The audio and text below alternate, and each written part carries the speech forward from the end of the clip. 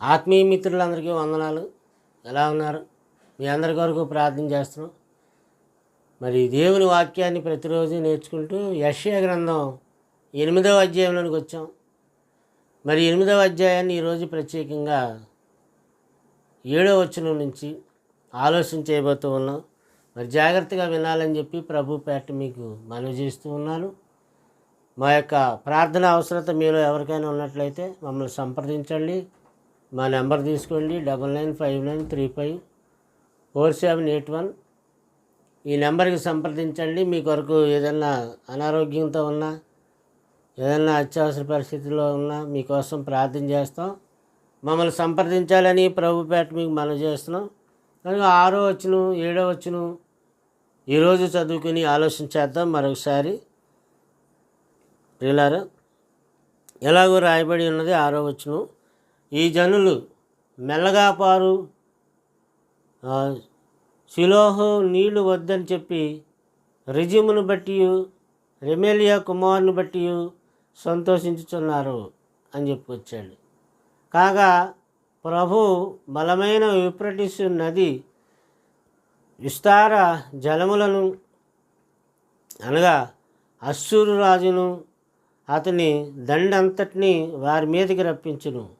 అవి దాని కాలువలన్నిటి పైగా పొంగి ఒడ్డులన్నిటి మీదను పొరలిపారును అన్నాడు. అంటే ఇక్కడ ఆత్మ సంబంధమైన 2 విధానాలు మనకి కనిపిస్తూ ఉన్నాయి. భౌతిక సంబంధమైన 2 విధానాలు మనకు కనిపిస్తూ ఉంటాయి.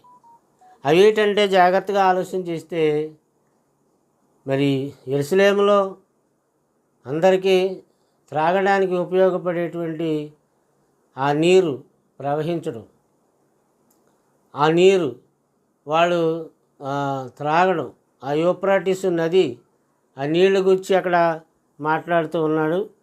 అది విస్తారంగా ప్రవహిస్తూ ఉన్నటువంటిది. ఆ యెరూషలేం ప్రాంత ఇశ్రాయేలు దేశానికి నీటి సరఫరాని అందించే నదిని గురించి చెప్తూ ఉన్నటువంటి పరిస్థితి ఒకటి మనకు కనిపిస్తుంది. అలాగే రెండవదిగా మనం ఆలోచన చేసినప్పుడు అటువంటి నీళ్లు వాళ్ళకు భౌతికంగా అందించబడుతున్న ఆ ప్రవాహాన్ని, ఆ నీటిని వాళ్ళకి సూచనగా తెలియజేస్తూ ఒక మంచి విషయాన్ని మరలా దేవుడు వాళ్ళకి తెలియపరిచాడు. అదేంటని మనం ఆలోచన చేస్తే ప్రియులారా, ఆయన చెప్పేటువంటి మాటలను బట్టి మనం జనులు మెల్లగా పారు షిలోహు నీళ్లు వద్దని, అంటే మెల్లగా పారు షిలోహు నీళ్లు వద్దని చెప్పేసి ఏం చేశారు వాళ్ళు? రెమెలియా కుమారుని బట్టి రిజిమును బట్టి సంతోషిస్తున్నారని చెప్పేసి అన్నాడు. అంటే యూఫ్రటీసు నది విస్తార జలములు అనగా అశ్షూరు యొక్క సైన్య సమూహములను సూచిస్తుంది. అశ్షూరు యొక్క బలగాలను సూచిస్తుంది. అది మరి చాలా ప్రవాహవంతంగా పారుతున్న నది యూఫ్రటీసు నది. విస్తార జలములు వాళ్ళ సైన్యం సమూహం యొక్క సామర్థ్యాన్ని, వాళ్ళ బలాన్ని, వాళ్ళ శక్తి సామర్థ్యములను చూపించడానికి యూఫ్రటీసు నదిని ఎగ్జాంపుల్గా మరి దేవుడు ప్రవక్త ద్వారా చూపిస్తున్న విషయం మనం గ్రహించాలి. అంటే అశ్షూరు రాజ్యం అప్పటికి చాలా బలంగా ఉంది, శక్తివంతంగా ఉంది. బలంగా ప్రవహించు యూఫ్రటీసు నది ప్రవాహంలాగా దాన్ని దేవుడు ఇక్కడ చూపిస్తూ వచ్చాడు. అయితే నెమ్మదిగా మరి చక్కగా నిర్మలంగా మెల్లగా పారే నది, అదేమో ప్రభు యొక్క సహాయము, దేవుని యొక్క సహాయము. అది నిమ్మలముగాను నెమ్మదిగా ప్రవహించు నదితో పోల్చబడింది. అంటే దేవుని సహాయం మనకి నెమ్మదిగా వస్తుంది. అది నిర్మలమైనది, స్వచ్ఛమైనది, చాలా మంచిది అని చెప్పేసి మనం గ్రహించుకోవాలి. ఆనాడు ఇశ్రాయేలీయులు గ్రహించలేకపోయారు, అర్థం చేసుకోలేకపోయారు. అంచేత వాళ్ళు దేవుని మీద ఆధారపడడం కంటే మానవుల మీద ఆధారపడ్డారు, సైన్యాల మీద ఆధారపడ్డారు, సైనికుల మీద ఆధారపడ్డారు, గుర్రాలు రథాలపైన ఆధారపడ్డారు. వాళ్ళు దేవుని మీద ఆధారపడలేకపోయారు. ఎందుకంటే వాళ్ళు దేవుని శక్తి సామర్థ్యాలు అర్థం చేసుకోలేకపోయారు. అవి మెల్లగా పారేటువంటి నిర్మలమైన చక్కటి జలాలతో పోల్చబడింది. ప్రభు సహాయం మెల్లగా వస్తుంది. యూఫ్రటీసు నది త్వరితంగా పారుతుంది, మంచి వరద ప్రవాహంలాగా స్పీడ్గా వెళ్తుంది. అలాగే ఈ యొక్క అశ్షూరు రాజ్యం, అశ్షూరు యొక్క సైన్యం, అశ్షూరు యొక్క బలము, శక్తి, సామర్థ్యాలు అంత ప్రభావవంతంగా, అంత బలోపేతంగా ఉంటాయి అని చెప్పేసి దేవుడు ఇక్కడ చెప్తున్న విషయం మనం నిన్నటి దినమందు కొన్ని ఆలోచించాం, మరికొన్ని ఈరోజు ఆలోచించేద్దాం. ఏంటి? నా జనులు 2 నేరములు చేసి ఉన్నారు అంటున్నాడు. నా జనులు 2 నేరాలు చేసి ఉన్నారని దేవుడు చెప్తున్నాడు. ఏమండి? జీవజలములు ఊట అయిన నన్ను విడిచి ఉన్నారు. జీవజలముల ఊట మన ప్రభు అయిన యేసుక్రీస్తు. చూసారా? జీవజలముల ఊటగా, మెల్లగా పారు నదిగా, నిమ్మలమ్మగా పారే నదిగా ప్రభు అయినటువంటి దేవుణ్ణి చూపిస్తున్నాడు ప్రవక్త. ఆయన ఇశ్రాయేలీలకు విమోచకుడుగా, రక్షకుడుగా రాబోతున్న ఇమ్మానుయేలుగా చెప్పాడు 7వ అధ్యాయంలో. అంటే యెషయా గ్రంథం 7వ అధ్యాయం 14లో మరి ఇమ్మానుయేలు వస్తున్నాడు, ఆయన జన్మించబోతున్నాడని చెప్పాడు కదా. అది నిమ్మలంగా నెమ్మదిగా పారు నీళ్లను సూచిస్తుంది, ప్రశాంతంగా పారుతున్న నదిని సూచిస్తుంది. అది ప్రభు యొక్క నిమ్మలత్వం, ప్రభు యొక్క శాంతియుతమైన పరిస్థితి సూచిస్తుంది. మరి అశ్షూరు అది బలమైన రాజ్యం, వేగంగా పారేది, త్వరితగతంగా పారేది, యూఫ్రటీస్ నదిని సూచిస్తుంది. మరి ఆత్మ సంబంధమైన వ్యవహారాల్లో మనం ఎలా ఉండాలి? చాలా నెమ్మదిగా ఉండాలి, నిర్మలంగా ఉండాలి, నిమ్మలముగా నిదానంగా పారే నదిలాగా ఉండాలి. అంతేగాని కొట్టుకుపోతున్న వరదలాగా ఉండకూడదు, బురదంతా కొట్టుకొస్తున్న వరదలాగా ఉండకూడదు. అది నష్టానికి, నాశనానికి సూచన వరద. ఏమండి? అంచేత ఈ వాక్యాలు మన జాగ్రత్తగా గమనిస్తే మనకి ఇవన్నీ మనకు అర్థమవుతాయి. కానీ నా జనులు 2 నేరములు చేసి ఉన్నారు. ఆ ఏంటి ఆ 2 నేరాలు? జీవజలముల ఊట అయిన నన్ను విడిచి ఉన్నారు ఒకటి. రెండవది, తమ కొరకు తొట్లను అనగా బద్దలై నీళ్లు నిలవని తొట్లను తోల్పించుకున్నారు. జీవజాలాలు మంచి నీరు వదిలేశారు. వరదతో బురదతో ఉన్నటువంటి నీళ్లను వంటి వారి మీద ఆధారపడ్డారు, అలాంటి మనుషుల మీద ఆధారపడ్డారు. పనికిరాని కలుషితమైన వాటి మీద, కలుషితమైన బోధల మీద, అబద్ధ బోధల మీద, ఏమండి అబద్ధ బోధకుల మీద ఆధారపడ్డారనే దానికి మరో కోణంలో చూసినగా ఈ వాక్యం మనం తెలియజేస్తూ ఉన్నాడు. దేవుని బిడ్డలారా ఆలోచించేయండి. మీకు ఎలాగ అర్థమవుతుంది? ప్రతిదీ కూడా దేవుడి వాక్యం ఆత్మ సంబంధంగా కొలవాలి, ఆత్మ సంబంధంగా అర్థం చేసుకోవాలి, ఆత్మ సంబంధమైన అవగాహన ఉండాలి. అది ఒక పక్క ఇశ్రాయేలు రాజ్యం గూర్చి, ఆహాజు రాజుని గూర్చి, అలాగే మరి ఈ యొక్క అన్యులైన అశ్షూరు, సిరియా, ఐగుప్తు దేశాల గురించి, వాళ్ళ రాజుల గురించి మాట్లాడుతున్న సందర్భం. ఆ సందర్భంలో ఈ 2 నేరాలు ఇశ్రాయేలు ప్రజలు చేస్తున్నారని చెప్పేసి అన్నాడు. ఒకటేంటంటే జీవజలముల ఊట అయినటువంటి దేవుడి దగ్గర రాకుండా, ప్రభు దగ్గరికి రాకుండా, నీళ్లు నిలవనటువంటి తొట్టెలను రెండవదిగా వాళ్ళు నిలుచుకున్నారు. ప్రభు దగ్గర రాకుండా ఇంకో చోటుకి వెళ్ళాడు. పనికిరాని వాటిని ఆశ్రయిస్తున్నారని అర్థం. ఏమండి? ఎలాంటివి? బద్దలైపోయినటువంటివి, నీళ్లు నిలపనట్టు. చిల్లి కుండలో నీళ్ళు ఎన్ని పట్టినా కుండ నిండుతుందా అంటే నిండదు కదా, ఎందుకంటే అది చిల్లుతో ఉంది ఆ కుండ. అలాగే ఆత్మీయ జీవితానికి చిల్లు పడింది, ఆత్మీయ జీవితం బదలైంది. అంచేత అందులో ఎంత వాక్యం చెప్పినా నిలవదు, ఎంత మహాజ్ఞానం బోధించినా వాళ్ళకి నిలవదు, వాళ్ళ ఆత్మ నిండదు, వాళ్ళ హృదయం నిండదు, వాళ్ళ మనసు నిండదు. ఇక వాళ్ళకి ఎంత వాక్యం చెప్పినా బండ మీద వాన కురిసినట్టే, వాళ్ళలో మార్పు అనేది కలగదు. వాళ్ళకి దేవుని జ్ఞానం అనేది వంట పట్టదు. మనలాంటి దైవసేవకులు ఎంత చెప్పినా ఉపయోగం లేని మనుషులు కొందరు ఉన్నారు. ఎందుకంటే వాళ్ళు బద్దలైపోయినటువంటి కుండలైనటువంటి వారు, వాటిని ఆశ్రయించేటువంటి వారు, అలాంటి వాటిని వాళ్ళు ఆధారం చేసుకుంటున్నటువంటి వాళ్ళుగా చెప్పాడు. అదే అధ్యాయము మరి 2వ అధ్యాయంలోనే 18వ వచనం చూడండి. నీవు సీహోరు నీళ్లు త్రాగుటకు ఐగుప్తు మార్గంలో నీకేమి పని ఉన్నది? ఆ నీళ్లు తాగడానికి ఐగుప్తు మార్గంలో నీకేం పని ఉంది? యూఫ్రటీసు నది నీళ్లు త్రాగుటకు అశ్షూరు మార్గంలో నీకేం పని ఉంది అక్కడ? నీకేం పని? ఇక్కడ ఎంతో స్వచ్ఛమైన, కలుషితము కాని, కల్తీ కాని, నిర్మలమైన పాల వంటి వాక్యం బోధించబడుతుంటుంటే పక్కదారికి ఎందుకు వెళ్తున్నావు? ఆ సంఘంలోనికి, ఈ సంఘం, పనికిరాని సంఘంలోని, పనికిరాని బోధల దగ్గరికి ఎందుకు వెళ్తున్నావు అని అడుగుతున్నాడు దేవుడు ఇశ్రాయేలు జనాల్ని. ఈరోజు కూడా అంతే కదండి. చక్కని సత్యవాక్యాన్ని బోధిస్తుంటుంటే, స్వచ్ఛమైన పాల వంటి, నిర్మలమైన పాల వంటి వాక్యాన్ని బోధిస్తుంటుంటే ఆ వాక్యాన్ని వదిలేసి ఎక్కడికి వెళ్తున్నారు?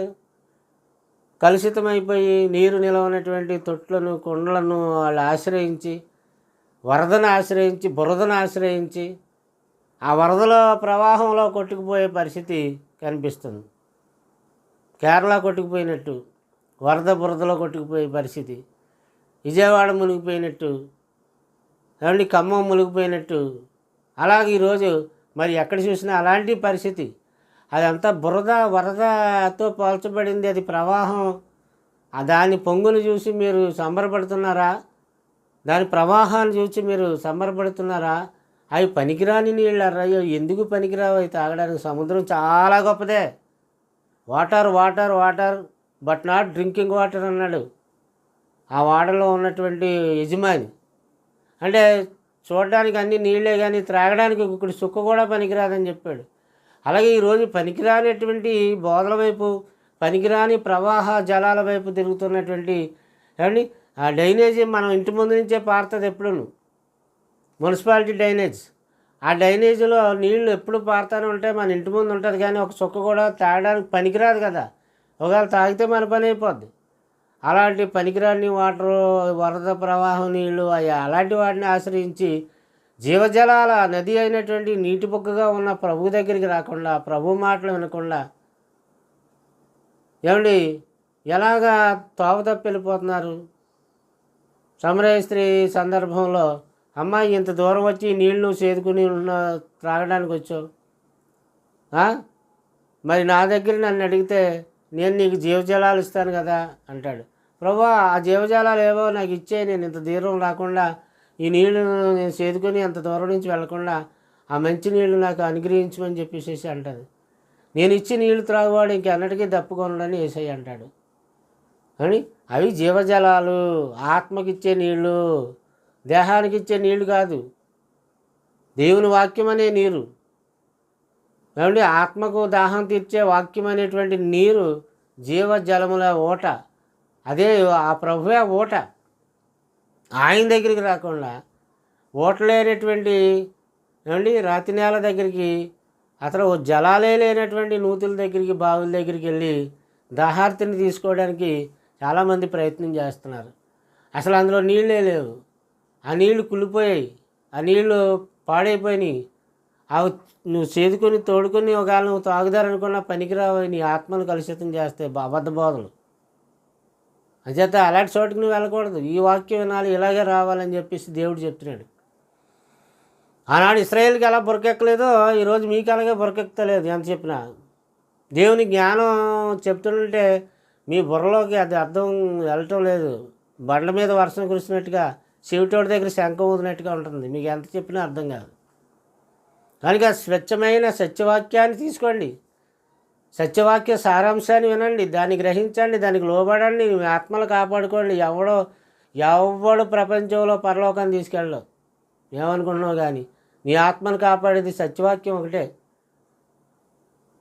ఏ పాస్టర్ గారు కానీ, ఏ బోధకుడు కానీ, ఏ యొక్క స్వామీజీ కానీ, ఏ బిషప్ కానీ, ఏ పోపు కానీ, ప్రపంచంలో ఏ పోపు కానీ ఎవడు కూడా నిన్ను పరలోకానికి తీసుకెళ్ళడు. ప్రభు అక్కడే పరలోకానికి తీసుకెళ్తాడు. ఆయన ఒక్కడే పరలోకానికి తీసుకెళ్ళేటువంటి బోధ చేస్తున్నాడు.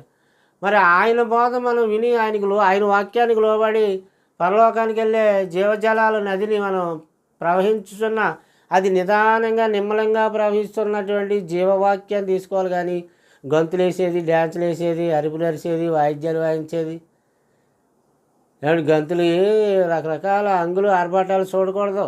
దేవుని బిడ్డలారా ఆలోచన చేయండి. ఇప్పుడైనా సత్యవాక్యం తెలుసుకోండి. ఏదన్నా ఒకటేండి, అదన్నా ఒకటేండి, ఇదన్నా ఒకటేండి అని ఎంతకాలం అజ్ఞానంలో ఉంటారు? ఎప్పుడు సత్యాన్ని తెలుసుకుంటారు? ఎప్పుడు విజ్ఞానాన్ని నేర్చుకుంటారు చెప్పండి?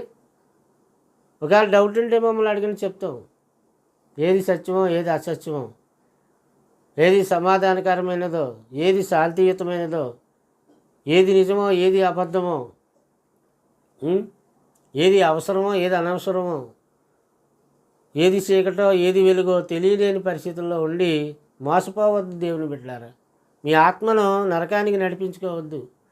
ఆత్మని నరకం నుంచి తప్పించేది జీవంగల దేవుని ఊట, ప్రభు యొక్క ఊట, జీవజల ఊట, జీవజల నదులు. జీవానదిని నాలో ప్రవహింపజేయమని పాటలు పాడడం కాదు, సత్యవాక్యాన్ని విని చక్కగా దేవుని మార్గంలో నడుచుకోవాలి. అప్పుడే మనకి పరలోకంలో చోటు దొరుకుతుందని తెలుసుకోవాలి.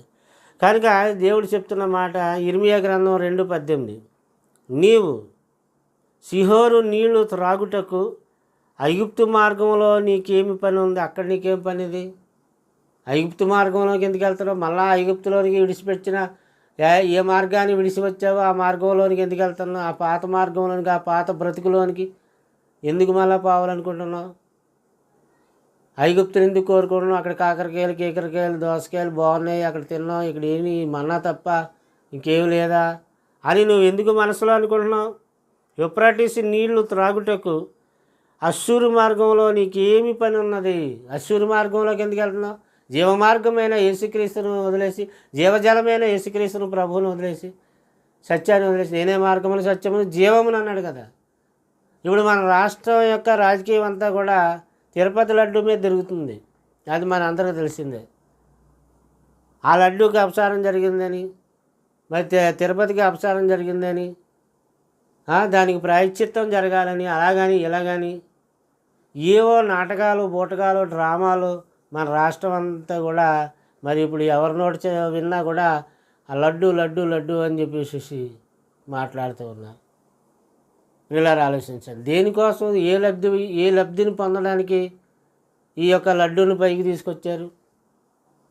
నీకు లడ్డు కావాలా బాబు అన్నట్టుగా పరిస్థితి, రాష్ట్ర పరిస్థితి ఈరోజు లడ్డు మీద నడుస్తుందంటే ఎలా ఉందో ఆలోచించేయండి. ఎవరు నిజమైన దేవుడు? ఏ దేవుడు నిజమైనటువంటి రక్షకుడు? ప్రపంచంలో ఎన్నో కోట్ల దేవతలు, ముక్కోటి దేవతలు అన్నారు. వీళ్ళందరిలో ఏ దేవుడు నిజమైన వాడని విచక్షణ జ్ఞానంతో గ్రహించాలి కదా. ప్రియులారా ఆలోచించేయండి.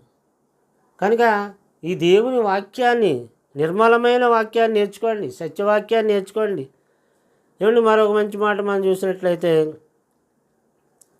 ఇర్మియా గ్రంథం 18:14 చూడండి దయచేసి. లెబానోను పొలములోని బండ మీద హేమము ఉండుట మానునా. బాగా ఆలోచించండి, బాగా ఆలకించండి.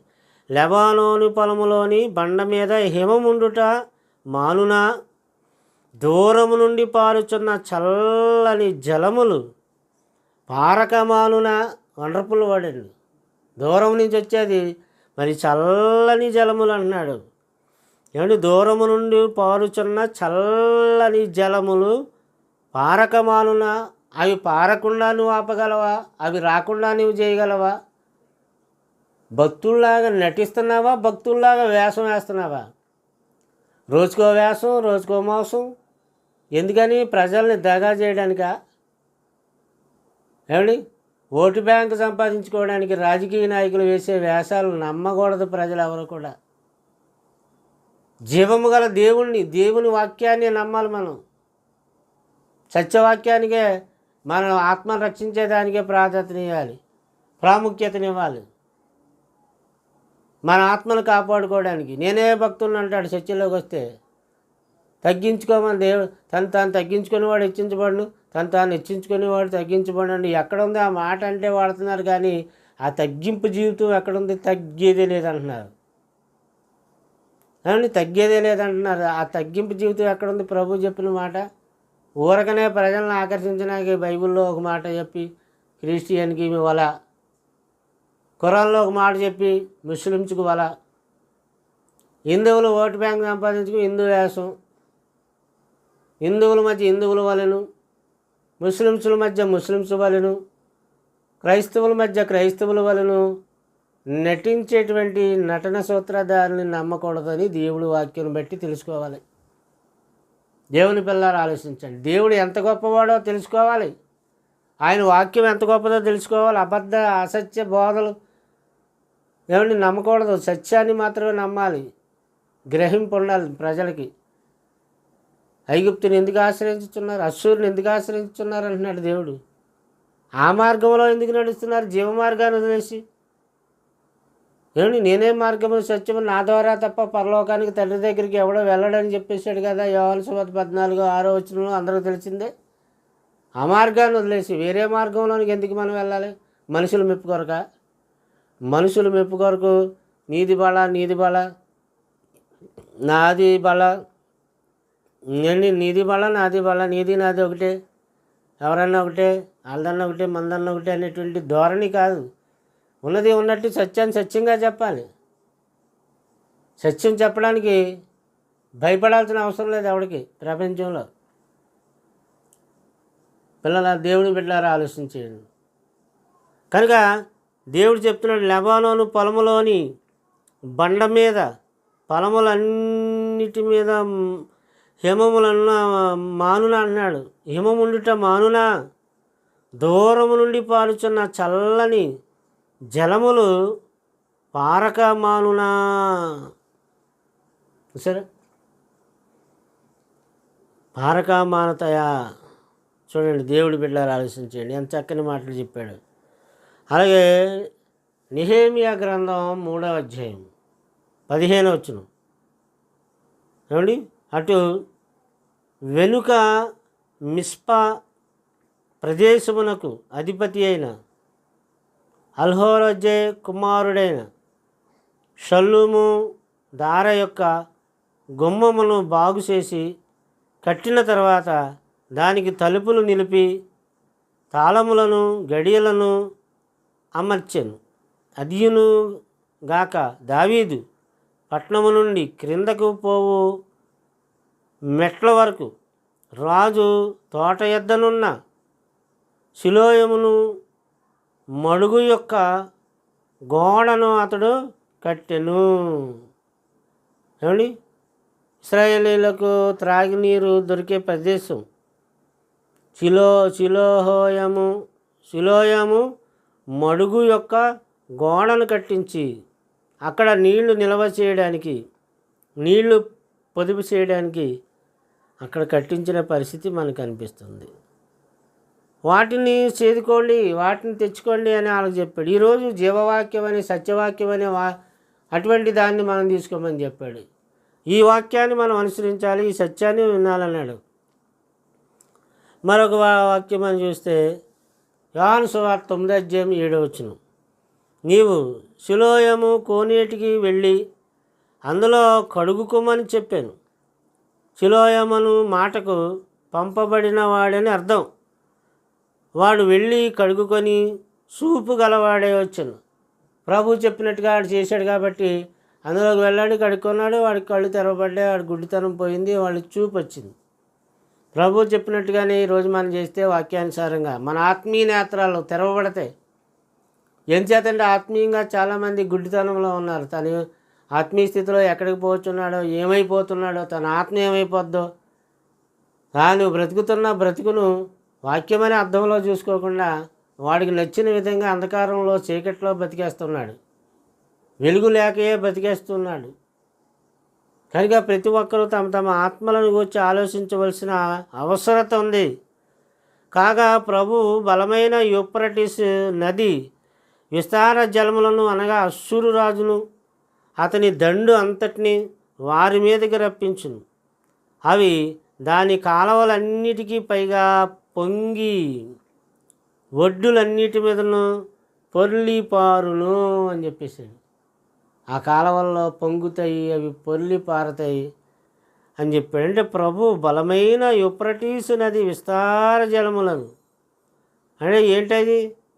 అశ్షూరు రాజును అతని దండు, అతని సైన్యాన్ని అలా చూపించాడు, బలంగా ఉంది, వారి మీదకి రప్పించి అవి దాని కాలువలన్నిటికి పైగా అంటే ఈ ఇశ్రాయేల్ కాలువలన్నిటికి పైగా పొంగి ఒడ్డులన్నిటి మీదను పొర్లిపారును, వరద వచ్చేస్తుంది.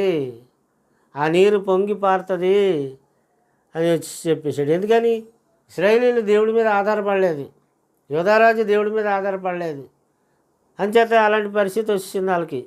యెహోవా దూరముగా ఉన్న భూదిగాంతం నుండి ఒక జనమును, అనగా నీకు రాని భాష కలిగినటువంటి జనమును, క్రూర ముఖము కలిగి వృద్ధులను యవనస్తులను కటాక్షింపని జనమును, ఏమండి, గద్ద ఎగిరి వచ్చినట్లు నీ మీదకి వచ్చును. ఒక గద్ద ఎగురుకుంటే ఎలాగైతే వస్తుందో నీ దేశం మీదకి అలాంటి ఉపద్రవం వస్తుంది, అలాంటి ఉగ్రత వస్తుందని చెప్తున్నాడు. ఇశ్రాయేలు జనానికి ఏం అర్థం కాలేదండి. అది వచ్చి వాళ్ళు ఎత్తి మీద పడే వరకు కూడా వాళ్ళకి ఏం అర్థం కాలేదు. ఈరోజు మరి యేసుక్రీస్తు ప్రభు రెండవ రాకడ వస్తుంది, అగ్ని ప్రళయం రాబోతుంది అని చెప్తున్నా ఎవడికి అర్థం కావట్లేదు. ఎవడి పని ఆడిది, ఎవడి గోల ఆడిది, ఎవడి బతికి ఆడిది, ఎవడి సంపాదన ఆడిది. దేవుడు లేడు, గేవుడు పక్కన పెట్టి ఆ వాక్యం లేదు, ఎక్యం లేదు. సినిమా చూడు, సీరియల్ చూడు, లేకపోతే ఈ యొక్క యూట్యూబ్లో అడ్డమైనవి చూడు. వాక్యం కాసేపు వినరు, ఒక అరగంట వినరు, పావుగంట వినరండి. ఎంత దుస్థితి అండి. దేవుడి పరిస్థితి ఒక వార్డు కౌన్సిలర్ కన్నా దారుణం అయిపోయిందా? ఒక వార్డు మెంబర్ కన్నా దేవుడి పరిస్థితి దారుణం అయిపోయిందా? ఆడికిచ్చిన గౌరవం అన్నా దేవుడికి ఎవరా? ఆడికిచ్చినటువంటి రెస్పెక్ట్ దేవుడికి, దేవుడి వాక్యానికి ఎవరు? దేవుడు ఆవిడకి కావాలి, ఈ లోక జనులు కావాలి, ఈ లోక ఘనత కావాలి, ఈ లోక అధికారాలు కావాలి, పదవులు కావాలి, పలుకుబడి కావాలి. వాటి కోసమే కదా రకరకాల వేషాలు, రకరకాల మోసాలు. కాషాయి వస్త్రాలు ఒకసారి, తెల్లని వస్త్రాలు ఇంకోసారి, ఏమండి, నల్లని వస్త్రాలు మరొకసారి, రకరకాల వస్త్రధారణ, రకరకాల వేషధారణ, రకరకాల జుట్టు, రకరకాల గెడ్డం పెంచుకొని మనుషుల్ని మోసం చేయడానికి వేషాలు వేసే వేషధారులు లోకంలో ఉన్నప్పుడు ప్రజల పరిస్థితి ఎలా ఉంటుందో ఆలోచించేయండి. యథార్థత లేనటువంటి వాళ్ళు, కుటిలత గల వాళ్ళు, మనసులో ఎలాగైనా పదవిలోకి రావాలి, ఎలాగైనా పగ్గాలు చేపట్టాలి, ఎంత మోసమైనా చేయాలి, ఎంత దగా అయినా చేయాలి. ప్రజలకి న్యాయం చేసే విధానం లేనటువంటి పాలకులు ఉన్న రోజు చూస్తున్నాం. దేవుని బిడ్డలారా, మంచి పాలకుడు నా యేసయ్య, మంచి రక్షకుడు నా యేసయ్య. ఆయన నిస్వార్థంగా సమసమాజ స్థాపన తెచ్చినవాడు నా ప్రభువు, నేను నమ్మిన నా ప్రభు, జీవజలముల ఊట నా ప్రభు. ఆ ప్రభువుని నమ్మిన వాళ్ళకి ఎప్పుడు ఆయన అన్యాయం చేయడు అనేటువంటిది మా యొక్క నినాదం. నిన్ను నశింపజేయ వరకు నీ పశువులకును నీ పొలములకును వారు తినివేతురు. నిన్ను నశింపజేయ వరకు ధాన్యమునకి కానీ ద్రాక్షారసమునకు కానీ తైలమునకు కానీ పశువుల మందలకు కానీ గొర్రెల మేకల మందలకు కానీ నీకు నిలవనీరు. అలాంటి దుస్థితి నీ మీదకి వస్తుంది, నీ దేశం మీదకి. వాళ్ళు దూరం నుంచి వస్తున్నారు, బూదిగాంతం నుండి వస్తున్నారు. ఎలాంటి వాళ్ళు అనగా నీకు రాని భాష మాట్లాడతారు, అన్య భాష మాటలు కూడా నీకు అర్థం కావు. అలాంటి వాళ్ళు వస్తున్నారు. అలాంటి వాళ్ళు క్రూర మృగము కలిగినటువంటి క్రూరమైన అంటే ఏమాత్రం జాలి దయ కనికరం లేనటువంటి ఏమండి రాక్షస సైన్యాన్ని, సైతాన్ సైన్యాన్ని పంపుతున్నాడు ఆ దేశం మీదకి. వాళ్ళు ఏం చేస్తారు? వృద్ధులను యవనస్తులను కటాక్షింపరు. సరే, కటాక్షింపని జనమును వాళ్ళు ఎలాగొస్తారు? గద్ద ఎగిరి వచ్చినట్లు నీ మీదకి వస్తారు. హితోపదేశకాండ 28 అధ్యాయం అండి, చదవండి. హితోపదేశకాండ 28 49 నుంచి 52 వచ్చిన వరకు ఈ 3 వచనాలు చదవండి దయచేసి. అలాంటి వాళ్ళు నీ మీదకి వస్తారు. నిన్ను నశింపజేయ వరకు నీ పశువులను నీ ఫలములను వారు తినివేతురు. చక్కగా కోళ్ళని మేకలను కోసుకు తినేస్తారు, గొర్రెలను తినేస్తారు, గేదెలు తినేస్తారు, ఆవులను తినేస్తారు, అన్నీ తినేస్తారు. ఎంతవరకు? నువ్వు నశించే వరకు కూడా వదలరు. నీ పొలాలు కాయలు పళ్ళు అన్నీ తినేస్తారు వాళ్ళు. బకాసురులు లాంటి వాళ్ళు, రాక్షస సమూహం లాంటి వాళ్ళు, నీ మీదకి వచ్చే శత్రువులు, నీ విరోధులు. అలాంటి వాళ్ళని నీ మీదకి రప్పిస్తాను. నిన్ను నశింపజేయ వరకు ధాన్యం కానీ, ద్రాక్షారసం కానీ, తైలం కానీ, పశువుల మందలే కానీ, గొర్రెమేకల మందలే కానీ నీకు నిలవనీయరు. అలాంటి క్రూరులు వస్తున్నారు. జాగ్రత్త సుమా. ఇశ్రాయేలు దేవుడికి భయపడకపోతే ఎలాంటి పరిస్థితి వచ్చేస్తున్నాడు. 52వ వచనం చూడండి, 28 ద్వితోపదేశకాండం 28, 52 చివరి వచనం. మరియు నీవు ఆశ్రయించిన ఉన్నత ప్రాకారములు గల నీ కోటలో పడు వరకును నీ దేశం నీ దేశము తట్టంతటను, నీ దేశమందంతటను, నీ గ్రామముల అన్నిటిలోనూ వారు నిన్ను ముట్టడి వేయుదురు. నీ దేవుడైన యెహోవా నీకు ఇచ్చుచున్న దేశమందంతటా నీ గ్రామములన్నిటిలోనూ నిన్ను ముట్టడి వేయుదురు. నశించేదాకా వదలడంట. ముట్టడి వేసి పంటలు తినేసి, పశువులు తినేసి, కోళ్ళు, మేకలు, గొర్రెలు, ఆవులు అన్నీ తినేసి, వాళ్ళకి నచ్చింది వండుకు తినేసి ఈ నాశనం చేసేసి వెళ్ళిపోతారు దేశాన్ని, ఇశ్రాయేల్ దేశాన్ని. కారణం ఏంటంటే ఇశ్రాయేలీయులు దేవుడి మీద ఆధారపడకుండా, దేవుడికి లోబడకుండా వాళ్ళకి నచ్చినట్టు బతికినందువల్ల అలాంటి ప్రమాదం ఎంతటి పరిస్థితులు దేవుడు వాళ్ళకి కల్పించాడు. దేవుడు ఎంతో గొప్పోడు, మంచోడు అనుకుంటున్నాము. గొప్పోడు, మంచోడే కానీ నువ్వు లోబడకపోతే ఊరుకోడు. శిక్ష వదలదు. నశించేదాకా శిక్ష వదలదు. శిక్షిస్తాడు, శత్రువులు పంపుతాడు. ఈరోజు అలాంటి శత్రు సైన్యాలు రాకపోయినా తెగుళ్ళు, రోగాలు, వైరస్లు, జబ్బులు, జాడ్యాలు అన్నీ పంపుతున్నాడు. ఈరోజు వదిలేదు. అంటే సైన్యం మారిందంతే. శత్రు సైన్యం రూపాలు మార్చుకున్నాయి. కాబట్టి దేవుని బిడ్డలారా ఆలోచించేయండి. నువ్వు మంచిగా ఉండాలి, నీ కుటుంబం మంచిగా ఉండాలి, ఆశీర్వాదకరంగా ఉండాలంటే దేవుడికి లోపడు, దేవుడికి భయపడు, రక్షణ పొందు, మారుమనసు పొందు, దేవుడి కోసం బ్రతుకు. దొరలవాట్లు, కైనీలు, గుట్కాలు, తాగుడు, సిగరెట్లు కాల్చడం, దమ్ము కొట్టడం, గంజాయి తాగడం అలాంటి దుర్మార్గపు చెడు పనులన్నీ వదిలేయి. దేవుడి కోసం బ్రతుకు. నీవు నీ కుటుంబం రక్షించబడతారు. రక్షణ పొందు. ప్రభు అయిన యేసు చెప్పిన మాటకి చెవియొగ్గు. నువ్వు రక్షణ పొందుతావు, నీ కుటుంబం రక్షణ పొందుతారు. మిగతా విషయాలు రేపు చెప్పుకుందాం. రేపు అందరూ త్వరగా రండి.